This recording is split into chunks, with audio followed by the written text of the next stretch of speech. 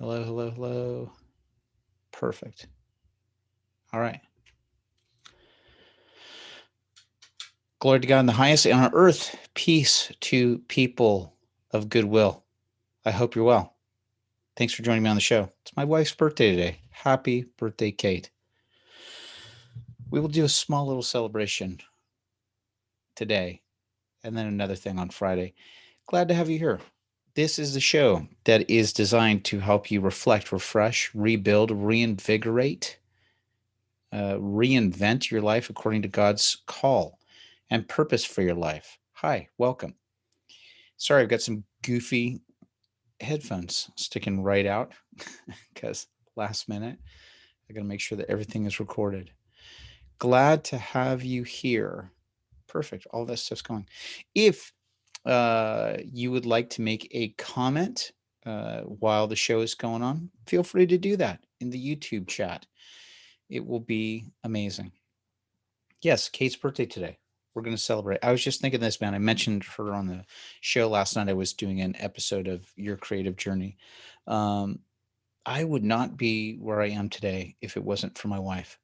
There are so many things that she has just supported me with along the way. I mean, I think that I'm super grateful that I met someone who is also creative, like a talented actress and writer, and she kind of gets it, right? There's so many times I've met people over the years that are um, they're creative, but they happen to have a partner that isn't that, um, and there's a real jam up that happens. So, boy, there's a lot of things that Kate has just backed my play on over the years. So I'm incredibly grateful to her. So happy birthday to her. Um, guess what? It's one of those fly by the seat of my pants shows. I'm getting to practice in public. Uh, the few thoughts that were on my mind, but even now, as I'm just talking, I just go, shelve those. Those shouldn't be a thing that you're talking about today. Talk about something else. Um, I was on the show last night, and great guest, Thomas Schulteis. If you haven't gotten a chance to see it, go back and check it out. A really cool guest. Just having these moments of like the calling that you're in, and really trying to like listen to it. And sometimes there's moments where you get you get these limiting beliefs. This came up yesterday, where it's like you just get so jammed up with limiting beliefs of what you can't do. And sometimes I think that those beliefs are told to you by people that are, um, I think that sometimes they can come from a good place, right? Like sometimes it's people like just giving warnings of like, hey, be careful, right? This could happen. Uh, I'm definitely somebody that could tell somebody, hey, if even if you're in your early 20s and feel like you're invincible, good thing to make sure that you've got health insurance and signed up for health insurance, right? Because I've experienced something like that. I've had a deal where I got, blindsided by cancer at like 25, which is crazy, right? But we have these things that happen. But it also doesn't mean that we live our life like, completely walking on eggshells or waiting for the other shoe to drop. Um, but good morning, Holly. Good to see you. Glad that you were with us on the show last night. Um, yes, but yeah, just having these moments of realizing, okay, man, I am maybe I'm being told some crazy beliefs. Hi, Meryl. Good to have you here with us. Um, we really got to check in with ourselves, especially when we're surrounded. Who are we surrounding ourselves with? Right? Like you don't want to surround yourself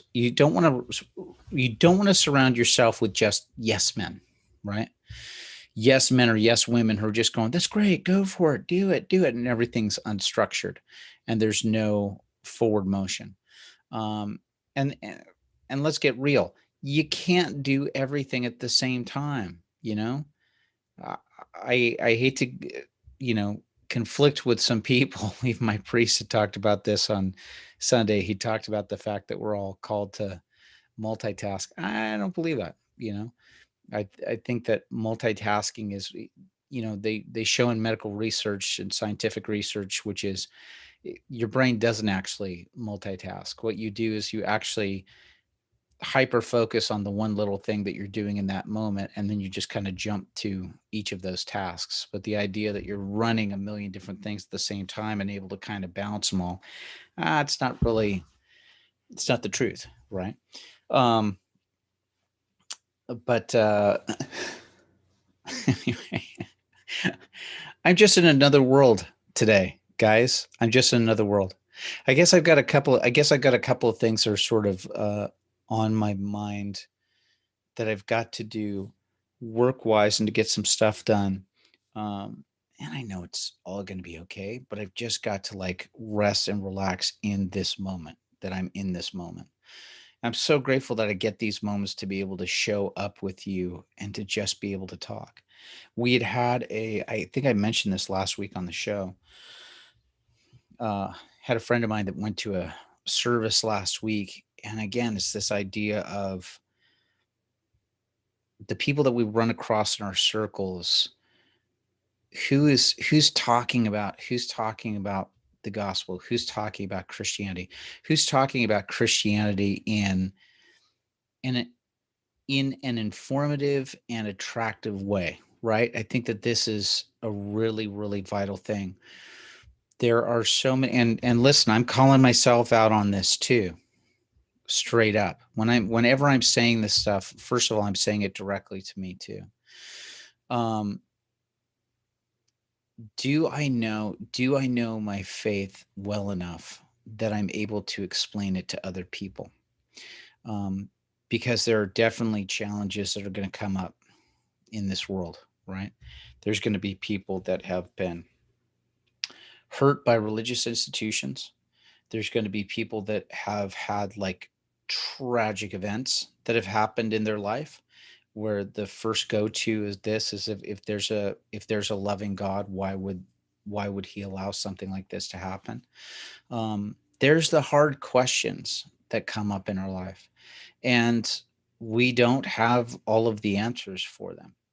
um, but there are some things that we can point to and kind of go, God knows this pain. Like God has gone through this pain as well. We point towards Jesus' suffering on the cross, or we point towards, the agony in the garden in Gethsemane, and just kind of go, he gets it, right? These moments of like going, I'm being unfairly treated. I'm being unfairly treated in my work or in another environment. It's like, yeah, Jesus got to be in a kangaroo court where he didn't have any witnesses, and he had a whole bunch of false prosecution that happened against him, and people slapping and spitting in his face, and he didn't say anything, right? So, it's like he gets this. Holly says this: I did not realize how important that was earlier in my life. I hid that part of me and didn't know the Bible well enough to be confident in my faith. Well, here's the thing, Holly. I mean, I've been there too, right? Like I have fallen into, for myself, I've fallen into the um cultural Catholic trap, where it was like there was a good chunk of my life where it was like my identification was, oh yeah, I go to mass. I go to mass on Sundays. Yeah, I'm a Catholic.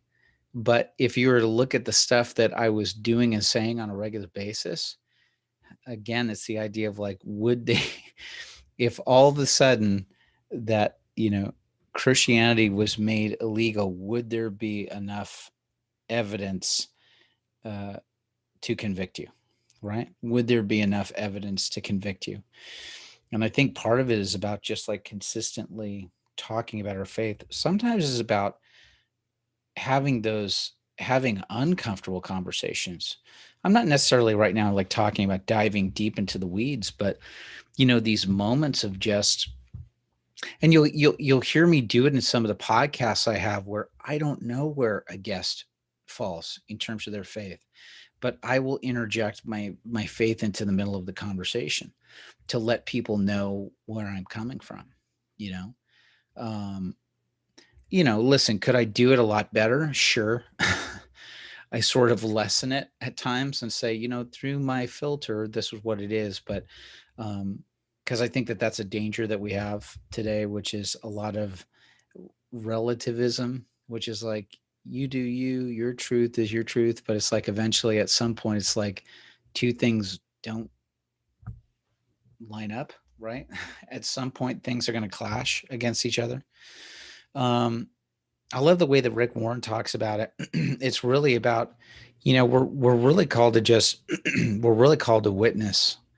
And what that means by witnessing is, excuse me, is to have those moments where we, like Rick Warren describes it. If you were called on the stand after you saw a car accident, you would say, well, the red car was going down the street and the blue car was going down the street and it hit that car. And you're just describing the incidents as they happened. And, that's what I think that I'm doing, that I'm having these moments where I'm just going, hey, this is what happened to me. I think part of the thing that I talk about, at least recently, the things I can talk about is I'm incredibly grateful to my parents for the foundation that they laid for me. At times did it feel like, especially in the 70s and 80s, and I think that a lot with some Catholic instruction that was happening, not just in the home, but in the churches general, I think it fell into two camps. And I'm just speaking through the lens of Catholicism in North America, what I experienced in Los Angeles in the 70s and 80s. It fell into two camps. It fell into either Jesus kind of being this like cool love, man, just whatever it is, it's all kumbaya, right? It's just that. It was either that or else it was really hardliners that um, it was about the punitive relationship with God, right? It was about the relationship of, if you do that and don't ask for forgiveness, you're going to hell. Like that was it. So you have these two extremes, right? Which is just like, no worry, man, Jesus loves you no matter what you do. You're cool, great, and everything's just like, let it go. And then the other side is the punitive, hard-lined. I'll tell you a story. Why not? Why not? I will give you a perfect example of this. Okay. I'm not going to dive too deep into this, but again, Father Mike Schmitz, who's somebody that I follow, Holly follows, fantastic dude. He's on Ascension Productions. Go look him up. Father Mike Schmitz, he's got a video that's out there that says, do pets go to heaven, or do dogs go to heaven? Right.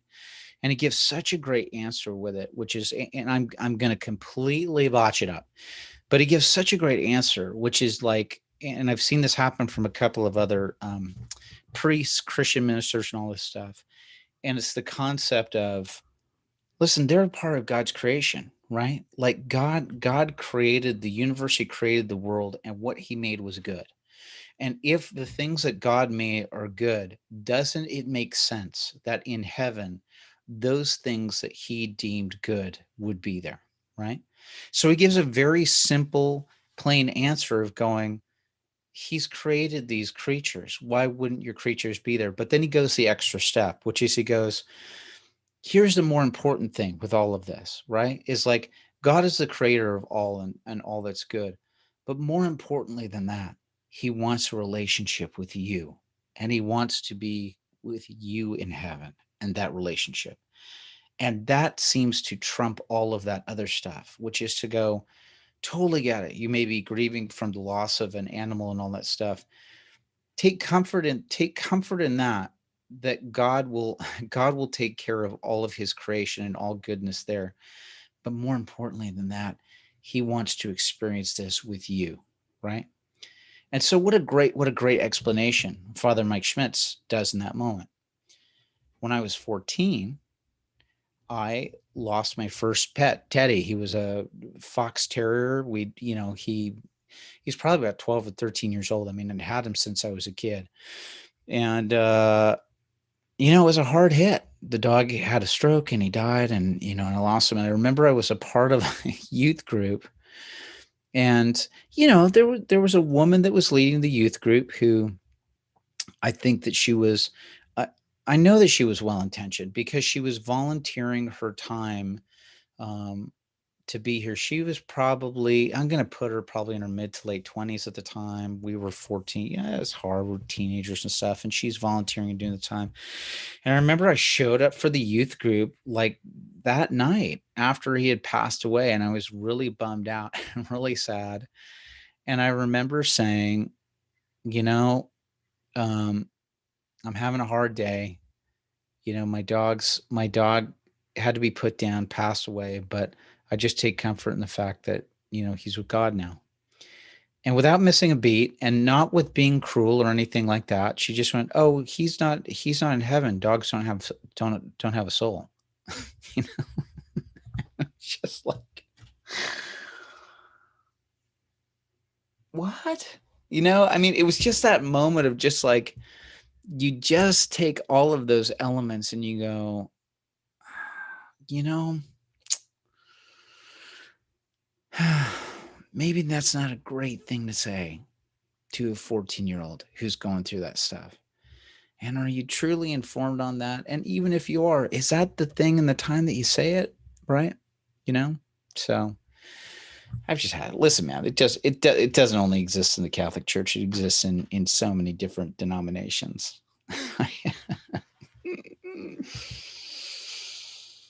Oh, I could go into some other examples, but I don't want to do that. What would be the point, right? I've had people that get very, listen, we got to be careful of this, right? It's, I do think that structure in, we have structure that exists within religion or different types of spirituality because we do need a little bit of form, right? If we get too loose and too free form with it, then we can just go out to like crazy land on this stuff and we can totally stray away from truth. I mean, listen, it's the whole thing that Jesus said in the New Testament, right? Which is like, I didn't come here to destroy the law of Moses, I came here to like uphold it and fulfill it, right? Like he came to like take the law of Moses and then to just like really refine it into something even more glorious, right? But even in that situation, there are rules and structure. It's just to make sure that we're not getting too legalistic. Look at the times in the gospel when Jesus really loses it, when he really gets angry or really fights back. It's with Pharisees and Sadducees, right? It's with Pharisees and Sadducees who have made religion so restrictive and so, like it's all the crossing the T's, dotting the I's, and it's completely forgetting about the relationship with God, which is the thing that was so revolutionary with God, like going, stop that. Stop doing that. Stop doing this stuff where you're cutting people off from from what that relationship is that he wants with these people, and putting all of these restrictions on them so they can't get any farther in their growth. You know, it's a it's a big thing. Yes, Holly says this. People are fallible, and we have to know our faith well enough that when someone challenges it, we know the truth because we have studied the Bible. Absolutely. We're called to this. Bishop Robert Barron does this. Father Mike Schmitz, any other, William Craig, who's a Protestant apologist, right? Um, uh, there's so many of these people that are out there. Who's the other one? Trent Horn. He's from the Council of Trent. Uh, hey, Charity, real Christianity's relationship with Jesus, not a religion of rules. Right. I mean, it's, yeah, so true, Holly. Very good. Yeah, I mean, again, I would just, the counter that I have to it is, I love how uh, Bishop Robert Barron puts it. Right? It's like it's like learning the game of baseball. Right? Like baseball can be a blast. Baseball can be a blast when you're doing it, but there are certain things. It's like, okay, you come up, you've got a pitcher, you got to make sure he throws his things. Here are the parameters in terms of having a strike or a ball, or when you do this right. So there's a little bit of a rule and a formation that's around it. So within the rules and the formation around it, you can still have fun within the thing. What Bishop Robert Barron gives us as an example is to go, we've got an entire generation of Christians, and maybe it's not even Christians, it's, this could happen with anybody. And I think particularly he also says this towards kids and younger people. He says, we've got an entire generation of people that what we're doing is we're literally handing them a bat and a ball and saying, all right, go have fun, go do it, go play baseball. And they don't know like the rules or the form or any of that stuff. So I would say this, that there is form to it, right? And we see form that exists in Christianity, right? We see form that happens with worship, or with communion, or even with Bible study, or even the fact that we have the Bible, in the structure that it is. Whole other longer conversation, right?